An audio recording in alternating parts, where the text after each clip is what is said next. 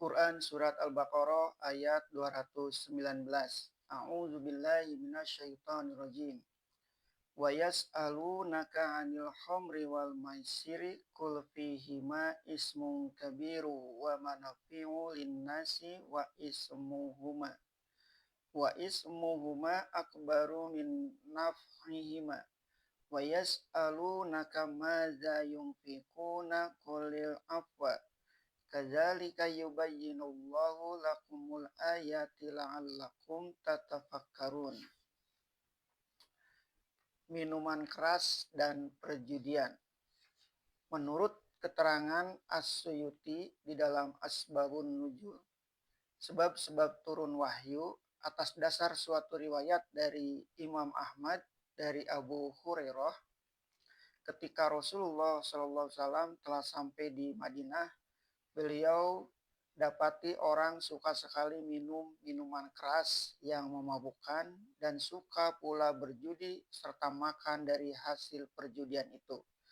Rupanya tentu banyak yang pemabuk dan kalau ada yang berjudi, tentu kerap terjadi pertengkaran. Inilah yang menyebabkan ada orang yang datang kepada Rasulullah SAW menanyakan bagaimana ketentuan agama tentang minuman keras dan perjudian. Maka ayat 219 ini menjelaskan, mereka bertanya kepada engkau dari hal minuman keras dan perjudian. Rasulullah SAW telah disuruh memberikan jawaban yang mendidik dengan mengajak mereka berpikir. Katakanlah, pada keduanya itu ada dosa besar dan ada pula beberapa manfaat bagi manusia. Akan tetapi dosa keduanya lebih besar dari manfaat keduanya. Adapun dosa besarnya tentu sangat sama dirasakan pada waktu itu. Orang yang minum sampai mabuk tidak akan dapat lagi mengendalikan diri dan akal budinya. Nafsu-nafsu buruk yang selama ini dapat ditekan dengan kesopanan, apabila telah mabuk tidak dapat lagi dikendalikan, sehingga jatuhlah kemanusiaan orang itu. Bercarut-carut, memaki-maki, datang panggilan sholat, karena mabuknya itu dia tak peduli lagi. Orang yang mabuk dengan tidak sadar bisa memukul orang lain ataupun sampai membunuh. Kelak kalau sudah sadar, dia merasa menyesal. Pendeknya, amat besarlah dosa yang timbul dari mabuk itu sebab menjatuhkan martabat sebagai manusia. Malahan merusak pencernaan makanan karena panas bekasnya meskipun manfaatnya ada. Orang yang tadinya kurang berani, kalau sudah minum menjadi berani dan gagah, tidak takut menghadapi musuh. Berjudi pun demikian pula.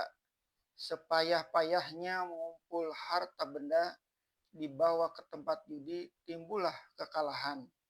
Harta benda yang dikumpulkan dengan susah payah, berbulan-bulan, bahkan bertahun-tahun, bisa licin tandas di meja judi, sehingga keperluan-keperluan hidup, belanja anak istri menjadi terlantar. Seorang kaya raya dalam beberapa jam bisa menjadi seorang yang sangat melarat. Karena keadaan yang demikian, kacaulah hidup lantaran judi. Merusakkan rumah tangga, mengacaukan pikiran, dan kalau menang, menyakiti kepada yang kalah. Kadang-kadang timbul sakit hati, dendam, bahkan permusuhan lantaran si kalah sakit hati kepada si pemenang. Sebab itu, berjudi pun besar dosanya. Meskipun diakui ada juga orang menang itu mendapat manfaat. Misalnya, kalau dapat kemenangan, dapatlah memberi derma kepada orang yang tengah susah. Setelah diterangkan terlebih dahulu bahwa dosanya besar, tetapi manfaatnya pun tidak dimungkiri, wahyu meneruskan, namun dosa keduanya lebih besar daripada manfaat keduanya. Di sini Rasulullah telah diperintahkan, telah diperintahkan Tuhan untuk menyampaikan ajaran berpikir kepada umat dengan dua jalan. Pertama, pertimbangkanlah terlebih dahulu manakah yang besar dosanya daripada manfaatnya.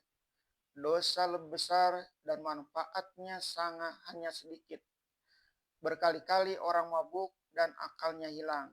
Diri tidak terkendalikan. Agama jadi kacau.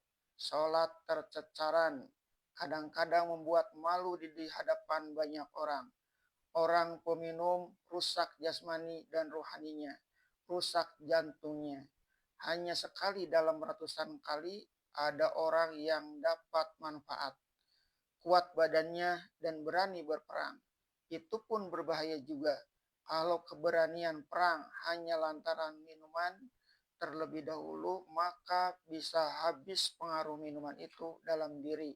Keberanian hilang kembali. Berjudi pun demikian.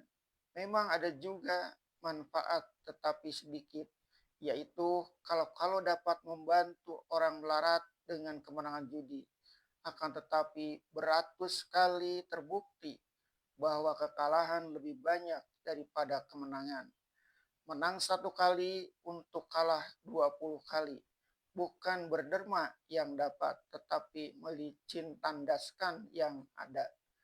Bagaimana jadinya umat yang ingin menegakkan takwanya kepada Allah kalau dia pemabuk dan penjudi? Bisakah tercapai maksud yang mulia itu kalau dengan hanya mengingat manfaat yang amat kecil, orang suka mengerjakan perbuatan yang lebih besar dosa dan mudaratnya? Yang kedua, Nabi sudah diwahyukan Tuhan menyuruh umat beriman untuk pertimbangkan dengan saksama tiap-tiap perbuatan. Sebab bagaimana pada minuman dan judi itu, pada yang lain pun demikian pula. Segala perkara di dunia ini tidaklah ada yang semata-mata buruk. Dalam buruk ada baiknya. Tidaklah semata-mata baik. Dalam baik ada buruknya. Sehingga pada berperang pun di ayat yang telah lalu telah dikatakan bahwa peperangan pada umumnya tidak disukai. Akan tetapi tidaklah segala yang tidak disukai itu ada bahayanya bagi kamu. Dan tidak pula barang yang disukai itu semuanya bermanfaat. Maka mempertimbangkan suatu hal adalah mengkaji mana yang lebih besar manfaat daripada mudarat. Dengan demikian, orang diajak berpikir jauh dan cerdas, dan dapatlah taat mengerjakan perintah agama, serta menghentikan yang dilarang sesudah berpikir. Sebab segala yang dilarang pastilah karena lebih besar mudaratnya, dan segala yang diperintahkan pasti lebih besar manfaatnya. Dengan penjawaban pertanyaan itu, meratalah dalam kalangan orang-orang yang berpikir bahwasannya Allah dan Rasul-Nya tidaklah menyukai orang-orang yang beriman atau sekalian umatnya meminum minuman keras dan berjudi. Akan tetapi belum berhenti sama sekali sebab kecerdasan pikiran manusia tidak sama. Masih ada yang minum, tetapi memang telah banyak yang berhenti. Tiba-tiba pada suatu hari ada seorang muhajirin disuruh kawan-kawannya menjadi imam pada sholat berjamaah maghrib di suatu tempat karena tidak terburu ke masjid. Sedang sholat, berkacau balaulah bacaannya. Tidak tentu ujung pangkalnya lagi, sehingga marahlah kawan-kawannya. Ternyata dia sholat sedang mabuk, sehabis minum. Maka datanglah ayat yang kedua yang lebih keras lagi dari yang pertama, yaitu yang tersebut di dalam surah An-Nisa 43 yang melarang mendekati sholat kalau sedang mabuk. Kalau tuah mereka telah dipanggil, yaitu orang-orang yang beriman, itu namanya sudah keras.